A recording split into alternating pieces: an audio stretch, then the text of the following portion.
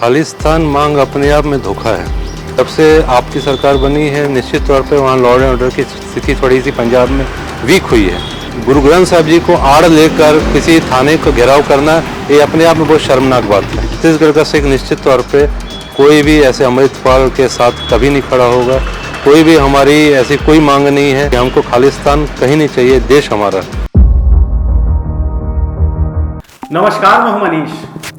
आपने फिनिक्स पक्षी के बारे में सुना होगा, जिस पक्षी को अरब, ईरान, यूनानी, रोमन, मिस्र, चीनी और भारतीय मिथकों और दंत कथाओं में पाया जाता है। फिनिक्स एक बेहद रंगीन पक्षी है जिसकी दुम सुनहरी या बैंगनी होती है। कुछ कथाओं के अनुसार इसका जीवन चक्र 500 से 1000 वर्षों का होता है। जीवन के अंत में यह खुद के इर्द गिर्द लकड़ियों और टहनियों का घोंसला बनाकर उसमें स्वयं जल जाता है। घोंसला और पक्षी दोनों जलकर राख बन जाते हैं और इसी राख से एक नया फिनिक्स या उसका अंडा पुनर्जन्म लेता है।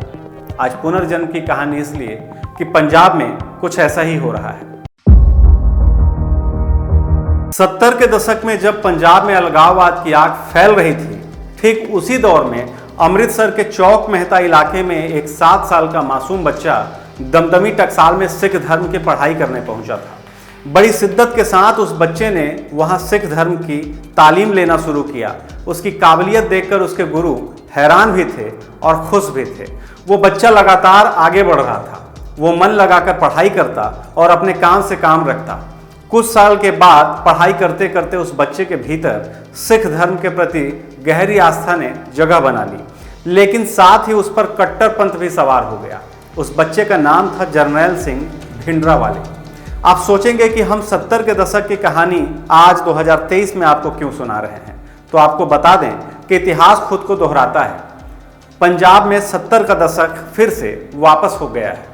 हाल ही में दिल्ली में हुए किसान आंदोलन के घटनाक्रम और पंजाब के अजनाला थाने पर संगठित भीड़ द्वारा पवित्र गुरु ग्रंथ साहिब और पालकी साहब की आड़ लेकर किए गए हमले ने यह बात सिद्ध कर दी है कि पंजाब समस्या अभी तक राख में छिपी अंगार थी जो फिर से प्रज्वलित होना चाहती है। इसलिए कभी कभी ऐसा लगता है कि इसे रिटर्न ऑफ पंजाब समस्या और रिटर्न ऑफ भिंडरावाले एक साथ कहें, या पंजाब समस्या खालिस्तान की मांग और उड़ता पंजाब के त्रिभुज के मध्य कसमसाता पंजाब कहें।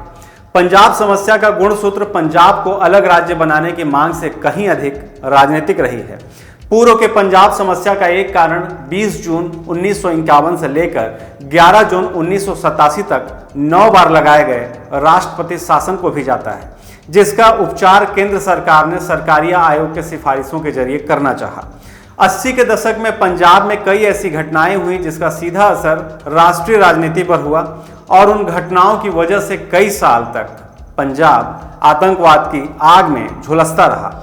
इस सारे विवाद की शुरुआत 1970 के दशक में अकाली राजनीति की खींचतान और अकालियों की अलग पंजाब को लेकर मांग के रूप में शुरू हुई थी। दरअसल 1973 और 1978 में अकाली दल ने आनंदपुर साहिब में एक प्रस्ताव पारित किया था, जिसमें एक अलग सिख राज्य की स्थापना समेत पंजाब के लिए कई विशेष मांगें उठाई गई थी, जिनकी बदौलत आगे चलकर अकाली राजनीति में आकार लेना शुरू किया। मसौदे की मुख्य बातें थी, चंडीगढ़ पंजाब को दिया जाए, पंजाब को हरियाणा की अपेक्षा अधिक पानी मिले और पंजाब सहित अन्य राज्यों में केंद्र का दखल सिर्फ मुद्रा, रक्षा, वाणिज्य और संचार तक ही सीमित रहे। यकीन मानिए, राजनीतिक संरक्षण से कहीं अधिक आनंदपुर साहिब प्रस्ताव की खामियों से जो जिन्न निकला वह पंजाब के मोगा निवासी जरनैल सिंह भिंडरावाले था। सिख धर्म के प्रति गहरी आस्था और कट्टरपंथ की वजह से कुछ वर्षों में ही भिंडरावाले अपने सभी गुरुओं का प्रिय बन गया था। उस पर सबकी नजर रहा करती थी। इस दौरान वो टकसाल के प्रमुखों की नजर में भी आ चुका था। उसके गुरु प्रमुख के सामने उसकी तारीफों के पुल बांधा करते थे।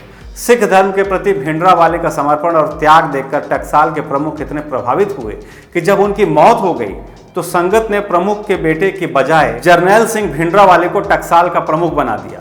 वो लंबे समय तक टकसाल का प्रमुख रहा। बताया जाता है कि टकसाल में भिंडरावाले को आज भी शहीद माना जाता है। उसका नाम वहाँ पूरे सम्मान के साथ लिया जाता है। आज 2023 में भिंडरावाले की तुलना पंजाब में सबसे ज़्यादा चर्चित चेहरे से की जा रही है। नाम है अमृतपाल सिंह संधू। किसान बिल और किसान आंदोलन की विसंगतियों की उपज के तौर पर अमृतपाल सिंह को देखा जा रहा है। भिंडरावाले की तरह नीली पगड़ी, लंबी दाढ़ी और स्वचलित हथियारों से लैस अंगरक्षकों और अक्खड़पन वाली विशेषता को लाद कर अमृतपाल सिंह को दमदमी टकसाल का भिंडरावाले से कम नहीं माना जा रहा है। अपने हाव भाव से अमृतपाल खुद को भी सिद्ध करने की कोशिश कर रहा है। पंजाब के अमृतसर में हाल ही में जमकर बवाल हुआ। खालिस्तानी समर्थकों ने अजनाला पुलिस थाने को घेर लिया। यह घेराव वारिस पंजाब दे नाम के संगठन ने किया था। दरअसल अमृतपाल सिंह इसी संगठन का मुखिया है। ये पूरा बवाल अमृतपाल के समर्थक लवप्रीत तूफान की रिहाई की मांग को लेकर हुआ था। अमृतपाल और उसके समर्थकों ने अजनाला पुलिस थाने को कब्जे में ले लिया। लवप्रीत तूफान को पुलिस ने बरिंदर सिंह को अगवा करने और मारपीट करने के आरोप में हिरासत में लिया था। उससे पूछताछ की जा रही थी। इस बीच थाने के घेराव के बाद सरकार को अंततः झुकना पड़ा। इस पूरे बवाल का मास्टरमाइंड अमृतपाल सिंह संधू है, जिसकी तुलना आज जरनैल सिंह भिंडरावाले से की जा रही है। उसे भिंडरावाला 2.0 भी कहा जा रहा है। उसकी वजह यह है कि वो भिंडरावाले की तरह ही खालिस्तान का समर्थक है। भिंडरावाले की तरह ही नीली पगड़ी पहनता है। इतना ही नहीं, अमृतपाल ने पिछले साल 29 सितंबर को मोगा जिले के रोडे गांव में वारिस पंजाब डे की पहली वर्षगांठ पर एक कार्यक्रम भी किया था। भिंडरावाले का ये पैतृक गांव है, यानी कहा जा सकता है कि भिंडरावाले का पुनर्जन्म अमृतपाल सिंह संधू के तौर पर पंजाब में हो चुका है। पर क्या कट्टरपंथियों का ये खून खराबा, हिंसा आज के दौर में सही है? क्या खालिस्तान की मांग सही है? छत्तीसगढ़ में सिख समुदाय के लोगों की क्या राय है? यहाँ के सिख समुदाय के लोग पंजाब में लगी इस आग पर आखिर क्या सोचते हैं? आप भी देखिए और समझिए कि आखिर पंजाब में जो कुछ चल रहा है वो कितना सही है। शुक्रिया। खालिस्तान मांग अपने आप में धोखा है। कोई भी सिख जो हिंदुस्तान में रहता है वो कोई भी खालिस्तान की ना चाह रखता है, ना इच्छा रखता है, ना ही किसी की ये डिमांड है। ये कुछ फॉरेन एजेंसियां जो कुछ कथाकथित लोगों को फंडिंग करके फॉरेन फंडिंग से ये ऐसे मूवमेंट को चलाने का प्रयास करते हैं, जिसका दुष्परिणाम 84 के आसपास हमने देखा भी था। देश की प्रधानमंत्री की भी हत्या हुई और उसके बाद जो जेनोसाइड की जो घटनाएं हुई, ये भी उसमें दो दुखद था, अपने एक काला अध्याय था हिंदुस्तान की इतिहास का। और सबसे प्रमुख बात है कि खालिस्तान कहाँ तक मांगना है। जो हमारे खालसा पंथ की स्थापना करने वाले गुरु गोविंद सिंह जी महाराज हैं, उनका जन्म पटना में हुआ, उनका मृत्यु नांदेड़ में महाराष्ट्र में हुई। तो खालिस्तान तो पूरा देश को ही चाहिए फिर। और ऐसा कहीं भी कोई सिख नहीं है। वो जम्मू कश्मीर से लेकर कन्याकुमारी तक हर एक शहर में सिख का निवास है। किसी को भी इसकी चाह नहीं है। और दूसरी बात यह है कि खालिस्तान एक प्रोपोगंडा है जो पाकिस्तान और जो बाहर के मुल्क चला रहे हैं। इसमें किसी भी सिख जो देश के हैं, इस देश में गुरुओं के खून है, इस धरती पे गुरुओं का खून है। तो कोई भी ऐसा सिख नहीं चाहेगा कि हमको अलग एक देश दिया जाए। और रही बात भिंडरावाले रिपीट की, तो भिंडरावाले अपने आप में कोई संत नहीं थे। जो धार्मिक संस्थाओं को आगे रखकर जो एक राजनीति किए वो संत होते, तो एक भी गोली चलने से पहले गुरु की तप भूमि है गोल्डन टेम्पल, उसको एक भी गोली चलने से पहले वो खुद बाहर आते कि नहीं, हमारे गुरुओं की तप भूमि है, यहाँ पे कुछ भी ना हो। कोई ऐसी युवाओं की भीड़ है नहीं, 100-200 लोग साथ में जरूर हैं। वो भी मेरे को नहीं लगता है कि कोई चाह के साथ है वहाँ, क्योंकि सब ने उस दौर को देखा है। पंजाब बहुत मुश्किल से अमन के साथ आगे बढ़ रहा है। और मनीष भाई, एक बहुत प्रमुख बात यह है कि जब अपन एक परिवार कोई भी जाता है और भीड़ में सिख एक है, तो अपने कई परिवार को छोड़ के, कहीं ट्रेन में ही है, छोड़ के जाना पड़ता है, तो वो जरूर तौर पे एक सिख को बोलता है कि सरदार जी मेरे परिवार है, ध्यान रखिएगा। इस विश्वास है इतना देश का सिखों के ऊपर में, चाहे फौज हो चाहे हर एक क्षेत्र हो। तो ऐसा कोई भी कृत्य ना करें। अमृतपाल जी और इन सबको बहुत बेदर्मी साथ, बहुत ही क्रूअल्टी के साथ और बहुत ही स्ट्रिक्ट एक्शन के साथ इस सब एजिटेशन को इमीडिएट तौर पर गृह मंत्री से मेरे निवेदन है कि इसको क्रश करना चाहिए। और देश हित में कभी भी जरूरत रही तो सिख खड़ा रहा है। और हमारे देश से बढ़ के लिए हमारे लिए कुछ नहीं है। ये पंजाब में जो हिंसा का दौर चल रहा है, हम इसके सख्त खिलाफ हैं, क्योंकि ये पूरा हिंदुस्तान ही हमारा घर है।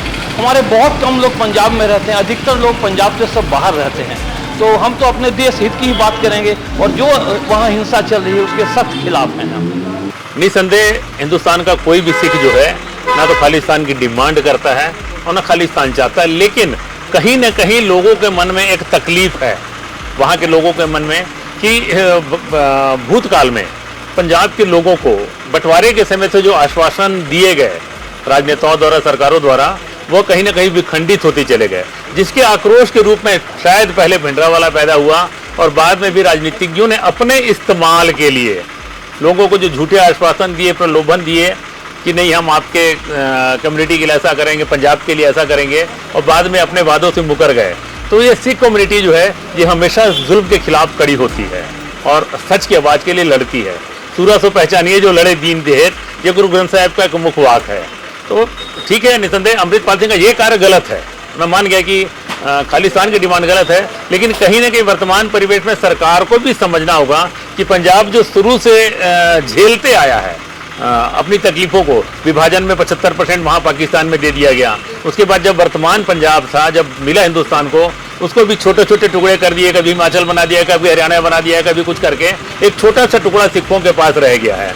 और उसको भी जब राजनीतिक लोग इस्तेमाल करते हैं अपने इस्तेमाल के लिए, तो कहीं ना कहीं से सिखों के मन में एक विद्रोह पैदा होता है।